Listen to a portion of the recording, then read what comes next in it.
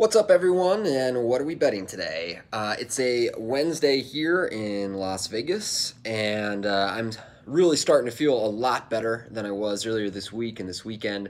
I played online all last night and played probably 4 to 6 tournaments, if memory serves. The big one was a 1K six max with 100K guaranteed on it. That tournament did really well and got almost 40,000 to first, but I fired a couple of bullets in it and got knocked out pretty uneventfully. So today is 1B of the Venetian 1600 1.6 million guarantee. That's going to start up in like half an hour or something. I slept a lot last night and it was great. And I'm going to go over there in an hour-ish or so and get in around the first break, which is when I like to register these pretty deep stacked, slower structured tournaments, especially when you can fire multiple bullets in them. I don't think there's, a lot of urgency to play right at the beginning, unless it's a World Poker Tour event and I'm working it and I just want to be there from the moment that it starts.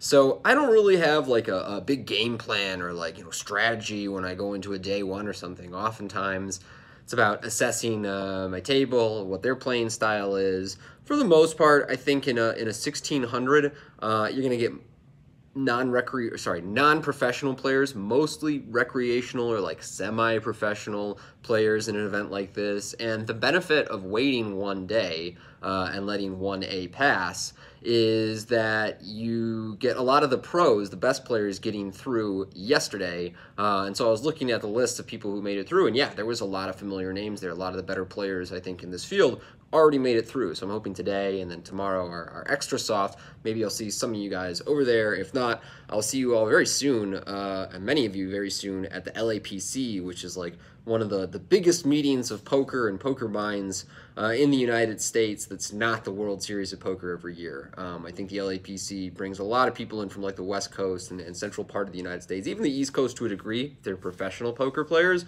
But certainly on the West Coast, I think the LAPC is the one poker festival where a lot of people make time or effort to come out to it, whether it's to play the main or a prelim or something. So a really good series coming up there, and so much coming up here in Vegas. I don't think there was any really interesting hands last night. I made one final table. It was the smallest event that I played. There was only like 70 entries plus maybe 40 re-entries and a 250 buy-in that paid like 7,200 to first, but I was kind of short at the final table, didn't win any meaningful all-ins.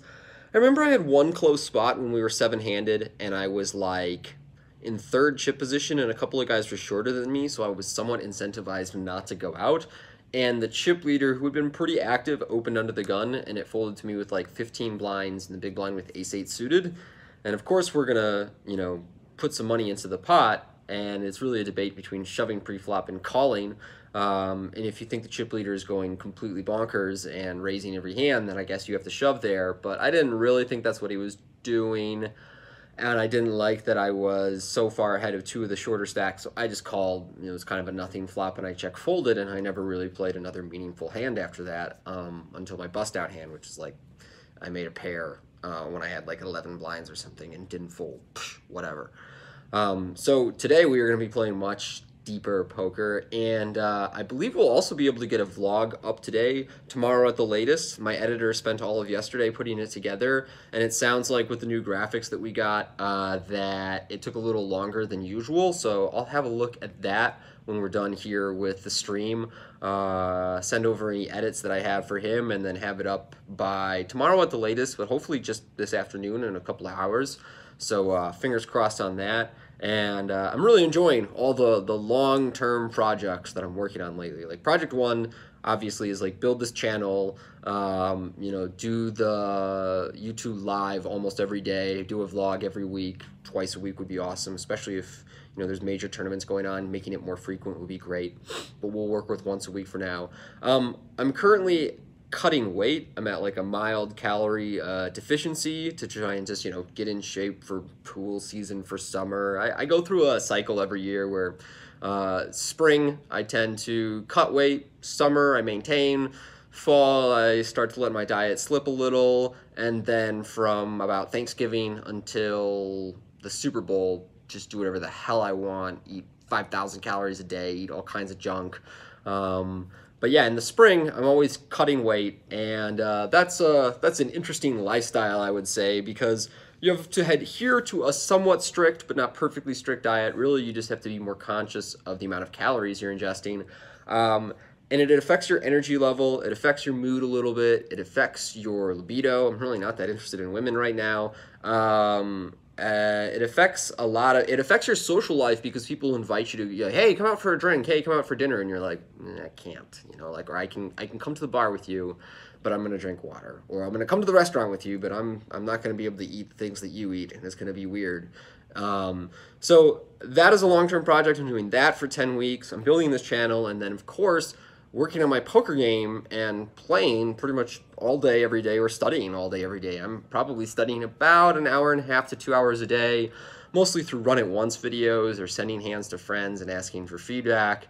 I've got these blind versus blind charts that I'm trying to memorize. I use them when I play live, and I've got one for like 15, 20, 25, 30, and 40 blinds. I'll grab them for next time. I'll show them to you guys. But it basically tells you exactly what your move is when it's either limp to you in the small or after you limp in the small, or somebody limps the small and now you're in the big. So we have a question about what do I think of Phil Galfon's new site? And that's a really good question. I think it's a great idea from one of the best voices and personalities in the poker world. Well, let me rephrase. I think it's great that he's starting it, and I'm happy that it's Phil Galfond who's doing it. And if someone were to start a poker site that I believed had the player's best interest in mind, it's Phil Galfond. As a professional gambler and as a person who's been in the poker industry for a long time, anybody starting a poker site in 2019 who doesn't have like a major casino conglomerate behind them, like an MGM or a Caesars, in my opinion, is wasting their time and money. I think that financially, realistically, it's a terrible idea. So I'm rooting for them, and I think Phil is like the guy of anyone to be able to pull this off. But like starting an online poker site, it's not 2004, bro.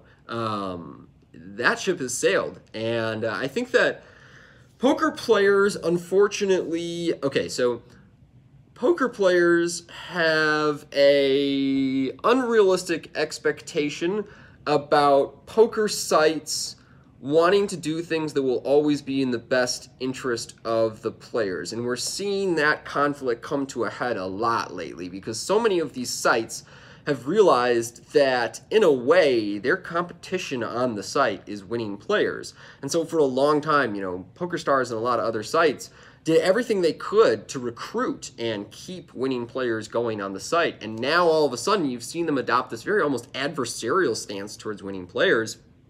And they're like cutting benefits and doing things to piss off the community. And the problem is that winning players on a poker site winning poker players and the site are taking the same money from the casual players. Therein lies the dilemma. And so the big problem that one of the many problems that Phil is going to have in creating his site is his name and his brand is going to attract a lot of winning players right off the bat. Like, that's who knows Phil Galfond. It's like serious professional poker players who like trust and admire him. And so they're going to come check out his site. And so the games there, I would expect, are going to be even worse than the already difficult games across the online spectrum in the international sites. Add that with the fact that customer acquisition is extremely difficult and extremely expensive in 2019, and then customer retention is a whole nother problem. I just don't really see this working. I hope I'm wrong, and I would be happy to be wrong about this one, but when it comes to the site itself, if there was a way for me to bet against the success of its site, I would. Couldn't Galfond offer other casino games as well to solve this problem? I don't really know. That's probably going to come down to licensing.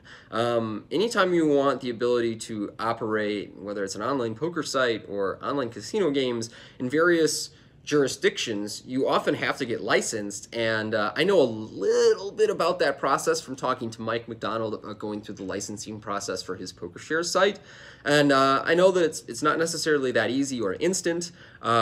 He may or may not offer other casino games. I don't think that offering casino games is really what he was going for here. I think that many professional poker players right now feel that the poker sites are pushing things in the direction of casino games too much, and perhaps Phil is attempting to avert that by saying, no, we're gonna offer classic poker, and we're gonna offer poker that the player can actually win at, and that you can actually climb the ladder of stakes. And again, I'm really rooting for him. I'm rooting for that site. I'm a Run It Once subscriber for their training site. They make awesome content. But yeah, and unfortunately, if you offered me a reasonable market, which I could short or bet against Run It Once, the poker site, being a success, I absolutely would. I don't really see anybody outside of a massive casino company starting a successful poker site in 2019, but I hope I'm wrong. But yeah, we're kind of running out of time here, guys, so if you have any other questions, hit them at me. Otherwise, that'll be it for today. You can follow along with my progress on Instagram, where I'm at Tony Dunst TV. As I mentioned earlier, we will probably have a vlog up today, but tomorrow at the latest. So until then, talk to you later, guys.